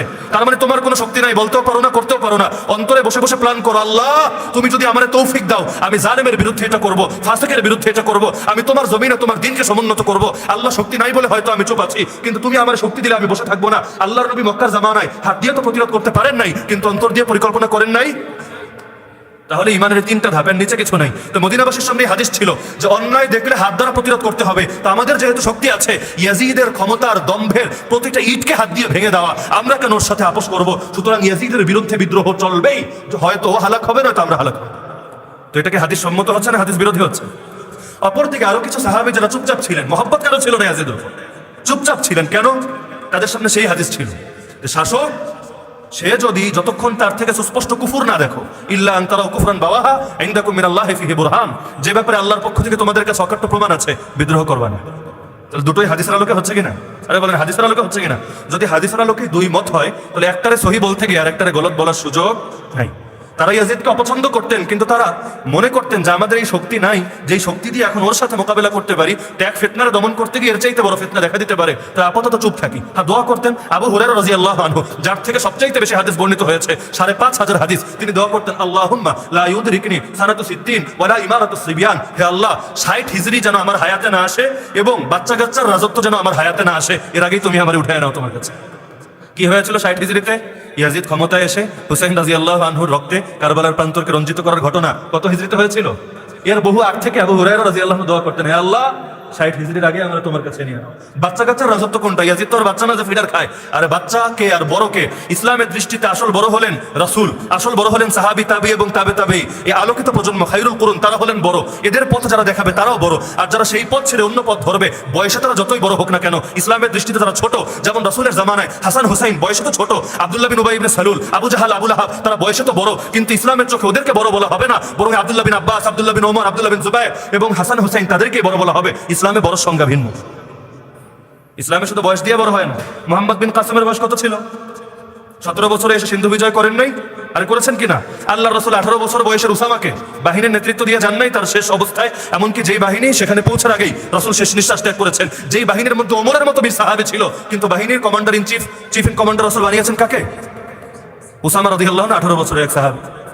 ইসলামের দৃষ্টিতে আসল বিবেচ্য হলো কে বেশি যোগ্য এই ক্ষেত্রে, এবং কে তাদেরকে আল্লাহ রসুল এবং সাহাবী তাবে তাবেঈদের পথে চালাবে, তারাই হলো বড়। আব্দুল্লাহ বিন মুবারক রাহমাতুল্লাহি আলাইহি বলেন, কুল্লু মা ইউআদ্দি ইলাল আকাবির ফাহুয়া আকাবির। যারা আকাবিরের পথে, বড়দের পথে মানুষকে চালায়, তারাই বড়। আর বেদাতীরা ছোট, ফাসেকরা ছোট, তারা হলো ছোট, আর বড় হলেন তারা। তো তিনি দোয়া করতেন, আল্লাহ এই বাচ্চা কাচ্চা মানে আদর্শের দিক থেকে যারা ছোট, আল্লাহ ওদের রাজত্ব যেন আমি না পেয়ে এর আগেই তোমার কাছে তুলে নেব। তো এই কারণে সাহাবীদের থেকে 2 ধরনের মত পাওয়া যায়। তো মদিনাবাসীর যে বিদ্রোহ ছিল, এটা বাস্তবে শরীয়ত সম্মতই ছিল, তাদের সামনে হাদিসে ছিল। এই যুগের কিছু বেয়াদব ইয়াজিদের পক্ষের লোক নাসেবি, এরা হুসাইন রাদিয়াল্লাহু আনহুর বিরোধিতা করতে গিয়ে তাকে বিদ্রোহী বলে উল্লেখ করে। শোনেন নাই? আজকে এখানে আসার আগে দেখলাম এক লোক তার লেখায় লিখেছে ইয়াজিদ রহমতুল্লাহ আলাইহি, নাউযুবিল্লাহ রহমতুল্লাহ আলাইহি বলে জায়গা পাইল না, ইয়াজিদ রহমতুল্লাহ আলাইহি। ইয়াজিদের বিরুদ্ধে কথা বললে বাংলাদেশের বিশেষ একটা গোষ্ঠী আছে, তথাকথিত শায়েখদের গোষ্ঠী। এরা হলো সবার আগে নিজেদের গায়ে তুলে নেয়, আরে ইয়াজিদের বিরুদ্ধে বলছে, ইয়াজিদ এত ভালো মানুষ, সেই কারবালার সঙ্গে তার কোনো সম্পর্ক নাই, এগুলো সব অন্যরা করেছে, সে নিষ্পাপ, সে হলো ধোয়া তুলসী পাতা, এর কি অপরাধ? ইয়াজিদের পক্ষে সাফাই গাইলে এদের খুব খুশি লাগে। অথচ বিদ্রোহী কাকে বলে এটা আগে ভালো করে বুঝতে হবে। হুসাইন রাদিয়াল্লাহু আনহু কি ইয়াজিদের আগে বায়াত দিয়েছিলেন, পরে স্বার্থে কোনো জায়গায় আঘাত লেগেছে এই কারণে ময়দানে নেমে এসেছিলেন এরকম? আরে বিদ্রোহ মানে কি? আরবিতে বলে খুরুজ। খুরুজ মানে হলো বের হয়ে যাওয়া, আনুগত্য থেকে বের হয়ে যাওয়া। আরে বের হয় কে? যে ঢুকেছে সে না বের হয়? আমি আপনাদের মসজিদে ঢুকলাম, এখন আমি বের হলাম, ঢুকিই না, আমি বললাম আমি বের হয়ে এসেছি, আপনি তো বলবেন ও হুজুর আপনি তো ঢোকেনই নাই, বের হবেন কেমনে? আপনি তো বাইরেই আছেন। তো খারেজ, খারেজি, খুরুজ এই শব্দগুলো কখন বলা যাবে? যখন আগে দখল হয়েছিল, ঢুকেছিলেন। পারলে একজন প্রমাণ দেন যে হুসাইন রাদিয়াল্লাহু আনহু ইয়াজিদের আনুগত্যে আগে ঢুকেছিলেন, পরে বের হয়ে এসেছেন, এ কারণে তিনি বিদ্রোহী। তিনি কি বিদ্রোহী? না তিনি বিদ্রোহী, না তিনি আপোষকামী, তিনি তো মানেনই নাই। বিদ্রোহের প্রসঙ্গ আসবে কেন? তথাকথিত শায়েখরা আরেকটা কথা বলে, মুসলিম শাসকের বিরোধিতা করা যাবে না। কয়েকদিন আগে তাদের একজন নতুন শায়েখ বলল যে তোমার পিঠের চামড়াও যদি তুইলা নেয়, তারপরও তোমরা মুসলিম শাসকের বিরুদ্ধে বলতে পারবে না। সৌদি আরব থেকে মোটা মোটা টাকা অঙ্ক পেয়ে তাদের দালালি করতে গিয়ে এই মশালাগুলো খুব ভালো করে তারা প্রচার করে, মুসলিম শাসকের বিরোধিতা করা যাবে না, যদিও সময়ে সময়ে তারা নিজেরাও করে। যখন নিজের স্বার্থে আঘাত লাগে, একজনের বাচ্চারা গ্রেফতার করে নিয়ে গেছে, সে এখন মিছিল করে, এতকাল বলেছে মিছিল করা হারাম, রাসূলের জন্য করা যাবে না, কোনো কিছুতেই করা যাবে না, এর বাচ্চারা গ্রেফতার করেছে, বেশ সুন্দর মিছিলে বের হয়ে গেছে, এখন হালাল হয়ে গেছে। শাসকের বিরোধিতা করা যাবে না, তেলের দাম বেড়েছে, এখন নিজেরাই পোস্ট দিয়েছে, আর এটা ভালো করে না, এটাই করে না, এটা সেই করে নাই, এটা কি বিরোধিতা না? তো মুসলিম শাসকের বিরোধিতা করা যাবে না। কোন শাসক? যাকে আমিরুল মুমিনিন বলা যায়, যাকে খলিফাতুল মুসলিমিন বলা যায়, যিনি সর্বসম্মত, যিনি মুসলমানদের অভিভাবক, যাকে সবাই মেনে নিয়েছে, যিনি আবু বকরের পথে চলেন, ওমরের পথে চলেন, ওসমানের পথে চলেন, আলীর পথে চলেন, হাসানের পথে চলেন, হুসাইনের পথে চলেন রাদিয়াল্লাহু আনহুম ওয়া আজমাইন। আর তাদের বিরোধিতা করব কোন দুঃখে? তাদেরকে তো মাথার উপরে রাখবো। আর খুতবার মধ্যে খতিব সাহেবরা বলে না, আসুলতানু জিল্লুল্লাহি ফিল আরদ মান আহানা সুলতানাল্লাহি ফিল আরদি আহানাহুল্লাহ। শাসক হলো জমিনে আল্লাহর ছায়া, যে শাসকের অপমান করলো সেজন্য আল্লাহরই অপমান করলো। আর কেন? খলিফা মানে কি জানেন? খলিফা অর্থ হলো প্রতিনিধি। কার প্রতিনিধি? আল্লাহর প্রতিনিধি, রাসূলের প্রতিনিধি। তা আল্লাহর প্রতিনিধির বিরুদ্ধে যাওয়া মানে আল্লাহর বিরুদ্ধে যাওয়া। কাকে বলা হবে প্রতিনিধি? যে নিজের কোনো কিছু বাস্তবায়ন করে না, আল্লাহটাই বাস্তবায়ন করে, তারাই তো বলা হয় প্রতিনিধি। আরে যে নিজেই স্বাধীন, নিজেকে সার্বভৌম মনে করে, নিজেকে আল্লাহর অধীনের না বরং আল্লাহর বাইরে মনে করে, বিধান আমি দিব, আইন আমি বানাবো, সব ব্যবস্থা আমি সাজাবো, আমি আমার মতো করে করব, কোরআন কি বললো দেখার বিষয় না, রাসূল কি বললেন দেখার বিষয় না, তাকে খলিফা বলে না, তাকে মুসলমানদের শাসক বলে না, তার আনুগত্যের কথা না কোরআনে আছে না হাদিসে। আদম আলাইহিস সালামকে সৃষ্টির আগে আল্লাহ বলেছিলেন, শোনো ফেরেশতারা, জমিনে খলিফা বানাতে যাচ্ছি। এই খলিফা মানে হলো প্রতিনিধি। তার মানে জমিনের প্রতিটা মানুষ কার প্রতিনিধি? যার যতটুকু ক্ষমতা সে সেখানে আল্লাহর প্রতিনিধিত্ব বাস্তবায়ন করতে হবে। মনে করেন আপনি অসহায়, কারোর উপর ক্ষমতা নাই, তো মাথা থেকে পা এই 3.5 হাত বডির উপর তো আপনার ক্ষমতা আছে। এই 3.5 হাত বডির মধ্যে আল্লাহর প্রতিনিধিত্ব, আল্লাহর খিলাফত বাস্তবায়ন করতে হবে। আপনি একটা পরিবার চালান, তাহলে পরিবারে 5 জন 6 জন সদস্য আছে, তাহলে এই পরিবারের মধ্যে আল্লাহর প্রতিনিধিত্ব করতে হবে। আপনি একটা সমাজকর্তা, সমাজের মানুষ আপনাকে মেনে চলে, সমাজের হর্তাকর্তা মুরব্বী আপনি, এই সমাজের মধ্যে আল্লাহর বিধান বাস্তবায়ন বাস্তবায়ন করতে হবে। আপনি একটা রাষ্ট্রের অধিকর্তা, একটা দুনিয়ার অধিকর্তা, তো এই দুনিয়ার মধ্যে রাষ্ট্রের মধ্যে আপনাকে আল্লাহর গোলামি করতে হবে। যে প্রতিনিধিত্ব করে তারে আরবিতে বলা হয় খলিফা, আর যে খলিফা হয় তার আনুগত্য করা মুসলমানদের উপর ফরজ হয়ে যায়। কেন ফরজ হয়ে যায়? কারণ সে তো নিজেরটা করছে না, আল্লাহরটা করছে। তো আল্লাহটারে মানা যেমন সবার জন্য জরুরি, আল্লাহর পক্ষ থেকে যে পৌঁছিয়ে দেয় তারটা মানাও জরুরি। আসল নবী আর ভণ্ড নবীর পার্থক্য কোথায়? অনেক ভণ্ড নবী আছে না, গোলাম আহমদ কাদিয়ানির মতো। পার্থক্য কোথায়? পার্থক্য এখানে। আসল নবী কারটা বলছেন? রাসূল শব্দের অর্থ কি জানেন? রাসূল শব্দের অর্থ দ্য মেসেঞ্জার, বার্তাবাহক। নবী শব্দের অর্থ কি? নবী, নবী মানে সংবাদদাতা। তা নবী মানে সংবাদ দেন, গায়েবের সংবাদ। কার পক্ষ থেকে? রাসূল মানে বার্তাবাহক, বার্তা পৌঁছান। কার বার্তা? কিন্তু ভণ্ড যে নিজেরা নবী দাবি করে, সে কেমনে গায়েবের সংবাদ দিবে? সে কেমনে আল্লাহর বার্তা বহন করবে? সে কেমনে দ্য মেসেঞ্জার বা দ্য প্রফেট হবে? তার তো কোনো কানেকশনই নাই। এখানে এসেই পার্থক্য। একইভাবে কোনটা সহিহ ইসলাম আর কোনটা গলদ ইসলাম পার্থক্য করি কেমনে? ওই যে হিজবুত তৌহিদ নামে এক দল বের হয়েছে না, ইসলামের সব কিছু নতুন নতুন ব্যাখ্যা, নতুন নতুন ভার্সন বের করা শুরু করেছে। পুরুষদের দাড়ি রাখার দরকার নেই, মহিলাদের চেহারা আবৃত করে পর্দা করার দরকার নেই, সব কিছু একই জায়গায় ফ্রি মিক্সিং করে অনুষ্ঠান করে। ওরা বলে ইসলাম, ইসলামও বলতে পারে না, ইসলাম ইমাম। ওদের ইমাম ভাষণ দেয়, সামনে নারী পুরুষ সব পাশাপাশি বসে থাকে, একদম চেহারা টেহারা খোলা, মাঝে মধ্যে নাচগানও করে, এবং সেখানে বসে বসে ইসলামের অদ্ভুত অদ্ভুত সব ব্যাখ্যা দেয়। 1400 বছর ধরে কেউ ইসলাম সহিভাবে বুঝে নাই। আলেমদেরকে বলে ধর্ম ব্যবসায়ী। কি বলে আলেমদের? কেন? আলেমরা সহিহ ইসলাম পৌঁছায়, মানুষ খুশি হয়ে তাদেরকে কিছু হাদিয়া দেয়, এজন্য ধর্ম ব্যবসায়ী। আর ওরা 2 নম্বর বিকৃত ইসলাম প্রচার করে কোটি কোটি যে টাকা কামাচ্ছে, এটা ধর্ম ব্যবসা না, এটা হলো ইসলামের খেদমত। নাউযুবিল্লাহি মিন যালিক। তাহলে কোনটা সহিহ ইসলাম আর কোনটা গলদ ইসলাম ভাই? এখন তো 1444 হিজরি, যদি 2400 এখন থেকে আরো 1000 বছর পরেও আমরা যাই, তাও চিন্তা সমস্যা হবে না। যতদিন কোরআন থাকবে, যতদিন সুন্নাহ থাকবে। আমার নবী বলে গিয়েছেন, তারাকতু ফীকুম আমরাইন। আরে আমি চলে যাচ্ছি উম্মত, 2টা জিনিস রেখে যাচ্ছি, লান তাদিল্লু মা তামাসসাকতুম বিহিমা। যতদিন এই 2টার আঁকড়ে ধরে রাখবা, তোমরা পথ হারাবা না। কিতাব আল্লাহ ওয়া সুন্নাত রাসূলি। একটা হলো আল্লাহর কিতাব, আর 2 নম্বর হলো তার রাসূলের সুন্নাহ। অন্য হাদিসে আছে কিতাব আল্লাহ ওয়া ইতরাতি আহলে বাইতি। এক হলো আল্লাহর কিতাব, 2 নম্বর হলো আমার আহলে বাইত। কারণ আহলে বাইত রাসূল তাদেরকে ভালোবাসতেন, আমরাও তাদেরকে ভালোবাসি রাসূলের ভালোবাসার কারণে। রাসূল নিজে গাদিরা খমে দাঁড়িয়ে বলেছেন, উযাক্কিরুকুমুল্লাহ ফি আহলি বাইতি। কিংবা তোমাদেরকে আমার আহলে বাইতের ব্যাপারে আল্লাহর কথা স্মরণ করিয়ে দিচ্ছি, খবরদার আমার আহলে বাইতকে তোমরা আমার পরে লক্ষ্যবস্তু বানিয়ে নিও না, তাদেরকে উত্ত্যক্ত করো না, কষ্ট দিও না।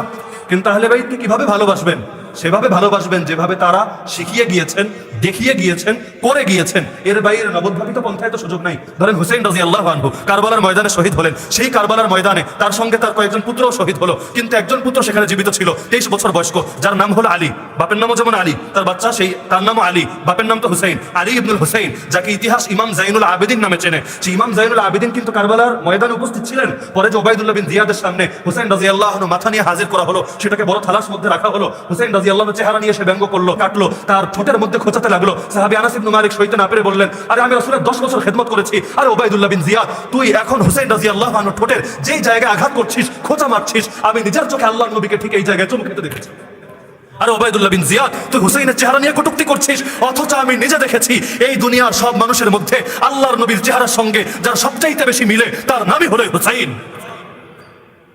তো বলছিলাম যে এই যে আহলে বাইত কিভাবে মহব্বত করতে হয়, এটা তো তাদের থেকেই শিখতে হবে। ইমাম জাইনুল আবেদিন সেখানে উপস্থিত ছিলেন, যখন তাদেরকে ইয়াজিদের কাছে পাঠানো হলো সেখানে উপস্থিত ছিলেন, এরপরও দীর্ঘকাল বেঁচে ছিলেন। তারপর ইমাম জাফর সাদিক নাম শুনেছেন সবাই, ইমাম বাকের নাম শুনেছেন সবাই, তার বংশের এরকম আলোকিত আলোকিত ব্যক্তিরা এসেছে। সারা দুনিয়ার সব মানুষ যাদেরকে এক বাক্যে এক নামে ইমাম হিসেবে চেনে, মাথার তাজ মনে করে, তাদেরকে মহব্বত করতে পারা রাসূলের মহব্বতের অংশ মনে করে, কই তারা তো কোনোদিন হুসাইন রাদিয়াল্লাহু আনহু মহব্বতের নামে ইসলামের বাইরে যান না। আজকাল মহব্বতের নামে পিঠ থেকে রক্ত বের করে না, অথচ আল্লাহর নবী নিজে বলে গিয়েছেন, সে আমার উম্মতি না, লাইসা মিন্না মান দারাবাল খুদুদ ওয়া শাক্কাল জুয়ুব ওয়া দাআ বিদাওয়াল জাহিলিয়া। ও তো আমার উম্মতি না যে গাল চাপড়ায়। গাল চাপড়ানো বুঝেন না? গাল চাপড়াকার, পিঠ চাপড়াকার, পেট চাপড়া, কাপড় চোপড় ছেড়ে অথবা জাহিলি যুগের মতো কথাবার্তা বলে। আল্লাহর নবী বলেন, সে আমার উম্মতি না। হুসাইন রাদিয়াল্লাহু আনহু যাওয়ার পর 300 বছর পর্যন্ত এগুলো অস্তিত্বই ছিল না। আরে অবাক লাগে, হুসাইন রাদিয়াল্লাহু আনহু কারবালার ময়দানে রক্তাক্ত হয়েছেন, এখন আমারও পিঠ থেকে রক্ত বের করলে মহব্বত হবে। তো হাসান রাদিয়াল্লাহু আনহুর বিষ খেয়ে মারানো হয়েছে, আপনি বিষ একটু খান না? হুসাইন রাদিয়াল্লাহু আনহু ইন্তেকাল করেছেন মুহররমের 10 তারিখ, আশুরার দিন। খুব তো মনে রেখেছেন। হাসান রাদিয়াল্লাহু আনহু কবে শাহাদাত বরণ করেছেন বলেন? জানেই না। আলী রাদিয়াল্লাহু আনহুকে কবে শহীদ করা হয়েছে বলেন? খবরই নাই। আর এটা আবার কেমন মহব্বত? জান্নাতের যুবকদের সর্দার তো 2জনই, হুসাইন একা তো না, হাসানও তো জান্নাতের যুবকদের সর্দার, তাকে মহব্বত করতে হবে না? আর মহব্বতের মানে যদি হয় তিনি রক্তাক্ত হয়েছেন, তা আমি জালেমের রক্তাক্ত করবো না, নিজের পিঠ থেকে খালি একটু বাইর করবো, আর সারা বছর জালেমের চামচামি করবো, জালেমের পা ধুয়ে খাবো, জালেমের থেকে ধান্দা করবো, আর হুসাইনের পথে চলবো না। হুসাইন তো একক তো নামাজ ছাড়ে না, একদিন রোজা ছাড়ে না, আরে তার দাড়ি কাটে না, কখনো সুন্নতি লেবাস ছাড়ে না, সারা জীবন রাসূলের তরিকায় চলে, তার নানা তরিকায় চলে, অথচ এরা না অধিকাংশ না নামাজ পড়ে, না রোজা রাখে, না দাড়ি রাখে, না সুন্নতি লেবাস পরে, না হালাল হারাম দেখে চলে, না নারীদের থেকে নিজের চোখকে হেফাজত করে, না জালেমদের বিরুদ্ধে, যুগের ইয়াজিদদের বিরুদ্ধে ময়দানে নেমে আসে। এই সাহস নাই তো হুসাইনের মহব্বতের দাবি কি? এক ইয়াজিদ না, কিয়ামত পর্যন্ত যত ইয়াজিদ আসবে জমিনে হয়তো হুসাইন থাকবে না হলে ইয়াজিদ থাকবে। মহব্বতের দাবি এটা না? আর যদি রক্ত বের করে মহব্বত হয় তাহলে আল্লাহর রাস্তায় হাসান রাদিয়াল্লাহু আনহুর প্রতি একটু মহব্বত দেখাবেন, ওনার শাহাদাতের দিন বেশি একটু করে বিষ খাবেন, হবে না? হবে নাকি? একটু করে বিষ খেলে মহব্বত আদায় হবে? আরে এটা ভাই মহব্বত না, মহব্বতের দাবি আদায় করা বড় কঠিন। আই লাভ ইউ কথা বলা খুব সহজ না, কিন্তু দাবি রক্ষা করা খুব কঠিন না? আরে ভালোবাসি আহলে বাইতকে বলা সহজ, আহলে বাইতকে বাস্তবে ভালোবাসলে যুগের ইয়াজিদরা আপনারা ছেড়ে কথা বলবে না। আপনার পরিণতিও সেটা হবে যেটা হুসাইনের পরিণতি হয়েছে। আল্লাহর নবী 52,000 সাহাবীর এমনি শহীদ করা হয় নাই। ওমর শহীদ, ওসমান শহীদ, আলী শহীদ, হাসান শহীদ, হুসাইন শহীদ। নবীর কাছের মানুষ যারা তারাই শহীদ। আল্লাহ নবীরা পর্যন্ত বিষ খাওয়ানো হয়েছে, কয়বার তারা হত্যা করার চেষ্টা করা হয়েছে, আর সারা দুনিয়া তাদের বিরুদ্ধে। আর আপনার তো দেখি কোনো দুশ্মনী নাই, সবাই আপনারা মহব্বত করে, আর আপনি বলেন যে আমি আশেকে আহলে বাইত। আরে কেমন এসকো এটা? এসকো যদি থাকে তাদের পথে চলেন না, তারপর দেখবেন যুগের ইয়াজিদরা আপনারা কোন নজরে দেখে, আপনারা তখন তারা ছেড়ে কথা বলবেন। কিন্তু প্রকৃত আশেক যারা, প্রকৃত মহব্বতকারী যারা, তারা এক কারবালা না, প্রয়োজনে 1000 কারবালা বরণ করে নিতে রাজি, কিন্তু আল্লাহর দিন ছাড়তে রাজি। তারা জালেমের সঙ্গে আপোষ করতে রাজি না। তারা জান যাবে যাবে। সাহাবী দেখেন না মরার আগে কাঁদছে, জালেম বাচ্চা জিজ্ঞেস করছে আরে কি রে মৃত্যুর ভয়ে কাঁদছিস, তাহলে আমার অফার গ্রহণ করেছিস, খ্রিস্টান হবি? আরে সাহাবী বলে আরে জালেম তুই ভেবেছিস আমি মৃত্যুর ভয়ে কাঁদি? মুসলমান মৃত্যুর ভয়ে কাঁদে না, আমি তেজন্য কাঁদি। মাত্র একটা জীবন আল্লাহর পথে কোরবান করতে পারছি, আরে আমার গায়ে যেই কয়টা পশম, যদি এই পরিমাণ আমার জীবন থাকতো আর প্রত্যেকটা জীবন আল্লাহর মহব্বতে আল্লাহর পথে কোরবান করতে পারতাম, তাহলে না কিয়ামতের দিন দাঁড়িয়ে আল্লাহর সামনে বলতে পারতাম আল্লাহ তোমার দিনের জন্য এতটুকু কোরবানি দিয়েছি। মাত্র একটা জীবন, কিয়ামতের দিন কি পুঁজি নিয়ে দাঁড়াবো আল্লাহর সামনে? এটার নাম হলো মহব্বত। তো যার কারণে এই মৌলিক কয়েকটা বিষয় নিয়ে আজকে আমরা আলোচনা করলাম, যে কারবালার ইতিহাসটা নিয়ে আলোচনা হয়, কিন্তু এর মূল প্রেক্ষাপট কেন হয়েছিল, এটা মূল ইখতিলাফের জায়গা কি ছিল, এই বিষয়গুলো চিহ্নিত করা হয় না, সংশয়গুলো নিরসন করা হয় না। যার কারণে এই যুগে বহু মানুষ এগুলো ক্লিয়ার না থাকার কারণে ফিতনায় পড়ে যায়। কেউ হলো ইয়াজিদ রহমাতুল্লাহ আলাইহি বলতে শুরু করে, আর কেউ আবার হুসাইন রাদিয়াল্লাহু আনহু মহব্বতে নামাজ রোজা ধরা বাদ দিয়া এখন বছরে একদিন শুধু তার নাম স্মরণ করে, বাকি 364 দিন মনে করে আমগো কোনো কাম নাই, এই 364 দিন চলমু ইয়াজিদের পথে, ওবাইদুল্লাহ বিন জিয়াদের পথে, সীমারের পথে, আর একদিন খালি হুসাইনের পথে আইসা মনে হয় ইসলাম পালন করে উল্টায় ফেলবো। অথচ ইসলাম পরিপূর্ণ জীবন ব্যবস্থা। আল্লাহ তাআলা নিজেই বলেছেন ইসলামে পূর্ণাঙ্গভাবে প্রবেশ করো। ইসলামে প্রবেশ করার মানে হলো আপনি এখন গোলাম। আপনার মনিবকে, আপনার মনিবকে আল্লাহ। তাহলে গোলামের যেমন নিজস্ব স্বাধীনতা থাকে না, মনিবের চাওয়াই তার চাওয়া, মনিবের কথাই তার কথা। একইভাবে প্রকৃত মুসলমান যে হয় সে এটা বলে আল্লাহ তোমার দিন নিয়ে তুমি যা দিয়েছো সেটাই আমার জন্য পরম পালনীয়, সেটাই আমার জন্য একমাত্র করণীয়, কারণ আমার জীবনের এটাই সফলতা হবে, আমি তোমার দিনের একটা পাহারাদার হব। এর চাইতে আর বেশি পাওনা কি আছে? তো সর্বশেষ যেই কথা বলবো, দুনিয়ার মধ্যে বাহ্যিক দৃষ্টিতে বিভিন্ন সময় মনে হয় জালেমদের জয় হয়ে যায়। যেমন কারবালার ময়দানে বাহ্যত দেখা গেল ইয়াজিদের তো জয় হয়ে গেছে, রাস্তা পরিষ্কার, বিরোধী আর নাই তো। আরে 1000 কর্মী মারা এক কথা, আর এক নেতারে মারা কিন্তু আরেক কথা। যদি 1 লাখ মানুষরা মারতো কুফার, সেই কাজ হতো না যেটা হুসাইন রাদিয়াল্লাহু আনহুকে মেরে হয়েছে। কারণ মাথা কেটে দেওয়ার মানে বাকি এমনি ঠান্ডা হয়ে যাবে, আর আঙ্গুল দুইটা যদি নাও থাকে তারপর মাথা থাকলে কিন্তু ঠিক অ্যাক্টিভিটিস চলবে। তাহলে বাহ্যত মনে হয় যে ইসলামে মনে হয় পতন হয়ে গিয়েছে, কিন্তু কবি বলেন আরে না, কতলে হুসাইন আসল মে মর গই ইয়াজিদ है, ইসলাম জিন্দা होता है हर करबला के बाद। আরে হুসাইন রাদিয়াল্লাহু আনহুর ট্র্যাজেডি এটা বাস্তবে ইয়াজিদের পতনের বিষয় ছিল, ইয়াজিদের জন্য ধ্বংসের পরোয়ানা ছিল, কারণ ইসলাম জিন্দা হয় প্রত্যেক কারবালার পরে। সেদিন সারা দুনিয়া হয়তো ইয়াজিদের নামে জয়গান গেয়েছিল, তারা সকলে বরত্ব ঘোষণা করেছিল ইয়াজিদের, কিন্তু আজ আল্লাহ তাআলা সেই হুসাইনের মহব্বত ঢেলে দিয়েছেন তার প্রতিটা মুমিন বান্দার অন্তরে। খালি মুমিন না, আমার ধারণা আপনি দুনিয়ার কাফের মুশরিক যারা আছেন, অমুসলিম বিধর্মী, তাদেরকেও তাদের সামনে গিয়েও যদি হাসান এবং হুসাইন রাদিয়াল্লাহু আনহুমের নাম স্মরণ করেন, তারাও মহব্বতের সঙ্গে এই নামগুলো স্মরণ করেন। আল্লাহ সবার অন্তরে মহব্বত দিয়ে দিয়েছে। তো ইয়াজিদ মাত্র 4 বছর ক্ষমতায় ছিল, কি লাভ হলো? কিয়ামত পর্যন্ত যত মানুষ আসবে কেউ আর ভালোভাবে স্মরণ করবে না, ওর পেতাত্তাগুলো বাদে দুনিয়ার কোনো মানুষ ওর পক্ষে গাইবে না, বরং কাফের মুশরিকরাও ওর নামটা স্মরণ আসলেও পারলে ওরা থুতু দিবে। তো বাস্তবিক বিজয় তো এটাই। আল্লাহ যে বলেছেন যে শহীদদেরকে তোমরা মৃত বলবা না, মৃত ভাববাও না, তার মানে হুসাইনরা মৃত ভাবা যাবে না, হুসাইনরাই জীবিত আর ইয়াজিদরাই মৃত।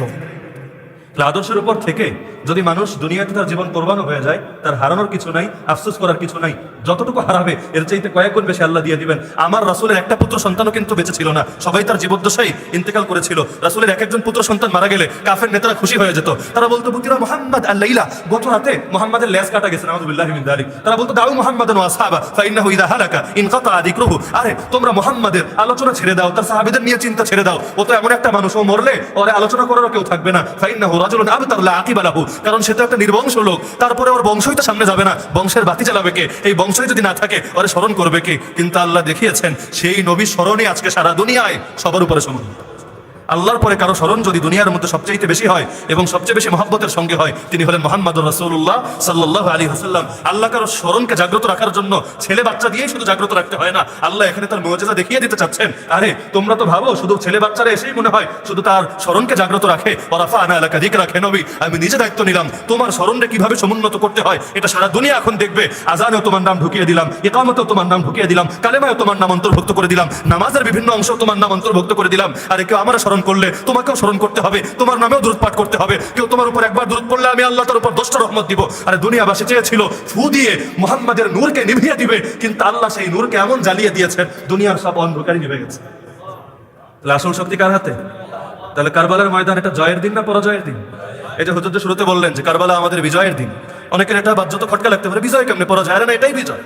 দুনিয়ার দৃষ্টিতে মূল্যায়ন হয়, বস্তুবাদের দৃষ্টিতে মূল্যায়ন হয় একভাবে, আমার আল্লাহর দৃষ্টিতে মূল্যায়ন হয় আরেকভাবে। আল্লাহ তাআলা আমাদের সবাইকে মৃত্যু পর্যন্ত রাসূলুল্লাহ সাল্লাল্লাহু আলাইহি ওয়াসাল্লাম, খুলাফায়ে রাশিদিন, আহলে বাইত এবং সাহাবায়ে কেরামের আদর্শ ধারণ করে জীবনের শেষ পর্যন্ত জীবন যাপন করার তৌফিক দান করুন। আল্লাহ তাআলা যুগের ইয়াজিদদের থেকে আমাদের ঈমানকে হেফাজত করুন। আল্লাহ তাআলা আমাদের সবাইকে এই নিভু নিভু ঈমানটারে নিয়ে শেষ নিঃশ্বাস ত্যাগ করে দুনিয়া থেকে যাওয়ার তৌফিক দান করুন। ওয়া আখিরু দাওয়ানা আলহামদুলিল্লাহি রাব্বিল আলামিন।